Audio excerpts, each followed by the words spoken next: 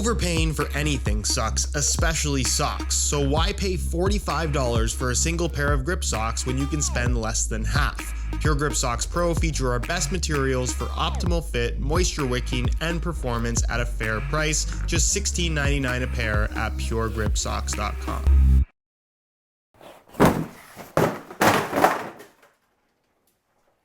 Inside these 10 boxes are 10 pairs of football boots that I believe nobody should buy. And I want to be 100% clear in saying that I'm not suggesting that if you own one of these 10 football boots that you're not going to be able to perform to the best of your ability. It's the player, not the boots at the end of the day. But what I am suggesting is that coming from the perspective of somebody that's been able to try all the wide variety of football boots that are out there right now, I definitely think that from these 10 that I'll be pointing out in this video, there are simply better options for typically the same amount of money or less. So if you happen to own one of these 10 pairs of football boots and you really like them, feel good about your decision. Football boots at the end of the day are very much about personal preference. But what I am saying is that if most people had the opportunity to try one of these boots along with the alternatives, I really feel like 9 out of 10 people would agree that the alternatives are just much better. Of course, this is just my opinion. Feel free to disagree down in the comments section. Leave a like on the video if you enjoy the brutally honest content. And if you're not subscribed already,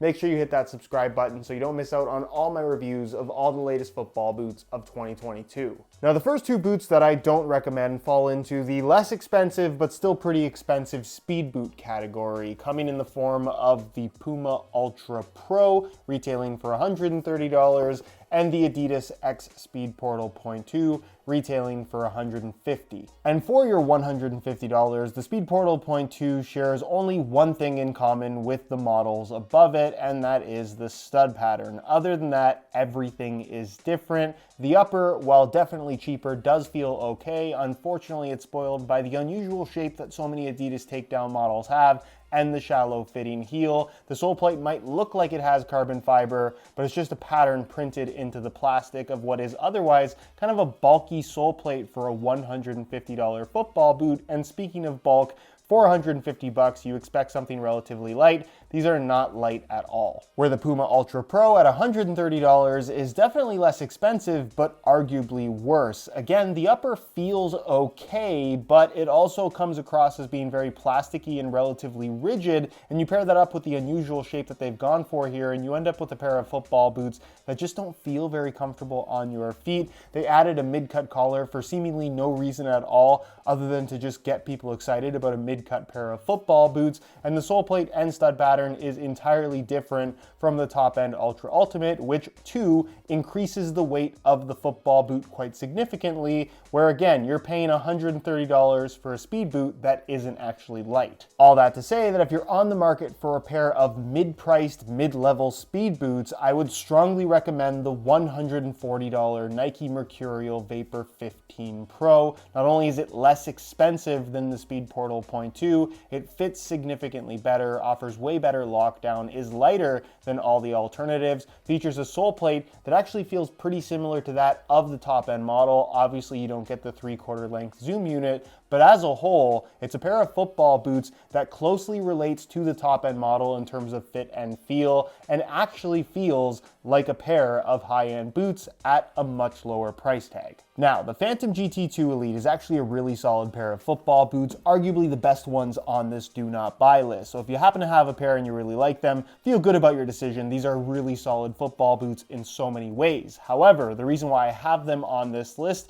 is one, I think there are better alternatives that kind of offer similar features, but in a package that feels better, performs better, and in some cases is actually less expensive as well. And something that people always ask before buying a new pair of football boots is, are these going to get replaced anytime soon? And in the case of the Phantom GT2 Elite, it does look like the next generation of Phantom is coming sooner rather than later, and hopefully will be significantly better than these. One of the main complaints that I've had about the Phantom GT series in general is that it's too closely related to what Nike is doing in the Mercurial series, and that remains the case for late 2022, where honestly, as an alternative, if you're on the market for something with a thin upper and a lightweight construction with aggressive traction, I really don't see why you wouldn't spend the same amount of money on the latest generation of Mercurial instead, especially given the fact that they have made the boot slightly wider pretty much all the way through. So if the Phantom GT, because of its width, is what attracted you to the line,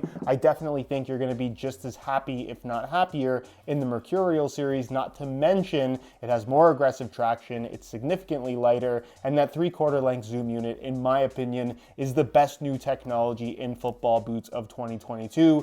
Legitimately a game changer when it comes to underfoot comfort. Where if the Flyknit upper and textured upper of the Phantom GT2 was the draw, the Puma Future Z 1.4 at $200, a minimum of $50 less expensive than the GT2, depending on which variation you go for, is a football boot that in my opinion fits better, is significantly more comfortable, offers a much more premium and sock-like feeling knitted upper, and gives you all the texture on the surface that also doesn't really provide much in the way of extra grip or enhance performance in any way at all. Not to mention, they're very similar in weight, and in terms of overall quality, I would argue even better. The next two boots on the do not buy list fall into the modern heritage category, with the Puma King Platinum 21 retailing for $200 and featuring one of the worst kangaroo leather football boots I have ever seen on a pair of football boots. The shape is weird, the feel isn't good considering this is technically supposed to be a premium kangaroo leather upper, although it definitely doesn't feel like that. The boots are chunky, they're not particularly lightweight by 2022 standards, and in general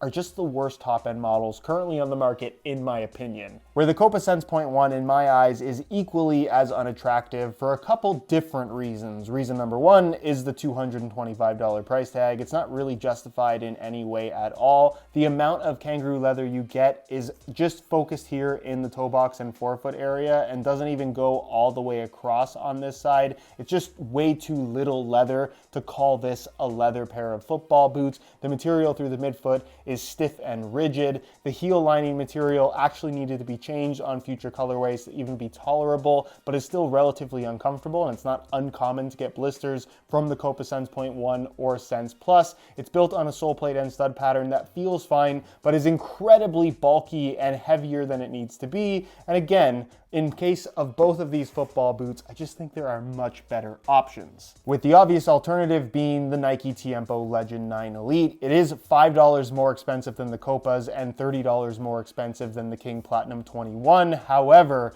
it is well worth the $230 price tag when you factor in the majority of the upper is made from legitimately premium kangaroo leather. The memory foam gives it a really unique touch in comparison to anything else on the market. The central lacing system and general shape of the boot makes for the best fit and best comfort in this particular category at this price point, and the sole plate and stud pattern is simply superior on this football boot, also making for a boot that is significantly lighter than the two that I just mentioned. Or if you'd rather spend significantly less, the New Balance 442 version 2 Pro at $130 is just a top quality football boot at a takedown model price. The kangaroo leather through the forefoot and toe box area is top notch. The central lacing system and general shape of the boot makes for a great fit and awesome adjustability. They're comfortable, they're incredibly lightweight. The sole plate and stud pattern is once again better than what you're going to find on either of those alternatives, and considering that they are nearly half the price of those other options but significantly better, kind of makes these a no-brainer, especially if you're on a budget. Not even Mizuno is safe from the do not buy list, because the made in Japan Mizuno Rebula Cup, with its $300 retail price, while these are fantastic football boots in so many ways, are a pair that I simply cannot recommend, simply based on the alternatives that are out there and also the lack of leather that you get in the upper. The leather and memory foam combination, sound familiar, can be found for significantly less money in a package that overall I think feels better on the ball and is even arguably more comfortable. And while I think this is one of the most underrated sole plates and stud patterns on the market, considering the $300 retail price that buys you literally any other football boot, it's hard to justify that for these. Where once again, if you're looking for a similar concept at a much lower price tag in a package that is arguably better, the $230 Nike Tiempo Legend 9 Elite, in my opinion, is the way to go. Where if you're just after some of that made in Japan kangaroo leather quality that only Mizuno can deliver on, the Morelia 2 made in Japan at $280, while still super expensive, in my opinion, is the far superior leather football boot experience, given the fact that the entire upper is made from leather. The shape of the football boot and general comfort, in my opinion, is the best of the best in terms of what's out there. You're not going to find something that fits better and is more comfortable than these. They're significantly lighter than you'd expect them to be. And again, if you're spending $300 on a pair of Mizunos, spend $20 less and get something that just offers a better leather football boot experience. The Adidas Predator Edge Plus has to be the most disappointing football boot of 2022 for me. While I really like the upside of having the additional grip on the ball by way of these rubber elements scattered across the entire upper, I think there's legitimate benefit to generating spin on the ball, particularly for a curling free kick. Everything else about this football boot is borderline mediocre to complete trash. What you're going to find is a shape and a laceless system that doesn't seem to be designed for human feet. The lockdown is abysmal, and as far as laceless boots go, this is one of Adidas's worst efforts of all time. The comfort is not good, the sole plate and stud pattern is mediocre at best, and gimmicky things like the legitimately just 4-gram weight placed at the tip of the toe that is going to increase the power of your shot for no specified reasons from Adidas just kind of irks me in the world of football boot technology. It's fine to have gimmicky things, but don't just straight up lie to people. For me, at $275, there just isn't much of a reason to justify these. As an alternative, and still a pair of football boots that I don't wholeheartedly recommend, but I do think they're better, the Predator Edge Point 1, whether it's the low cut or the mid cut variation that I have here, they're less expensive at $250, have all the same pros and cons as the laceless model, but because of the lacing system, at the very least, they'll be secure on your feet. But if you absolutely must have a pair of laceless football boots, whether you were considering the Predator Edge Plus or anything else from Adidas, the laceless boot of the year is the New Balance Tekela V4 Pro. This is a pair of football boots that, with its hypo-knit upper, offers a sock-like feel around your foot. It's one of the best fitting laceless football boots on the market. The laceless system provides legitimate tension to the point where they actually feel secure on your feet. The sole plate and stud pattern is lightweight, flexible in all the right spots, and pretty unique with these extra studs bordering the edges for additional grip when you're kind of on the edge of your foot. And in general, they're just football boots that feel really good. Not to mention, they retail for $225, making them $50 less expensive than the Predator Edge Plus. And also, this is the only brand that does this. They're available in regular as well as wide fit. So if you've always struggled with laceless football boots because of your wide feet, they actually make a version of the Tekela V4 Pro just for you. Which brings us to the final three on this list, boots that fall into the I really want a pair of laceless football boots but only have $100 to spend category. Normally this is a category that is dominated by the three stripes, but Puma has their own entry this year with the Ultra Match Laceless, retailing for $100 and getting you a pair of football boots that simply do not fit well, offer almost no lockdown, aren't comfortable, and honestly just aren't worth the money. However, it does get worse with the Predator Edge Point 3 laceless, also retailing for $100, and a football boot that just doesn't fit well at all. I can't understand how somebody would go to the store with a bunch of different boots to try on and leave with a pair of these. They simply do not fit well and do not feel good. Not to mention share absolutely nothing in common with the more expensive Edge models. All of these rubber elements aren't actually rubber, they're just painted on graphics. And then finally, the Speed Portal Point 3 laceless, arguably the best of the bunch,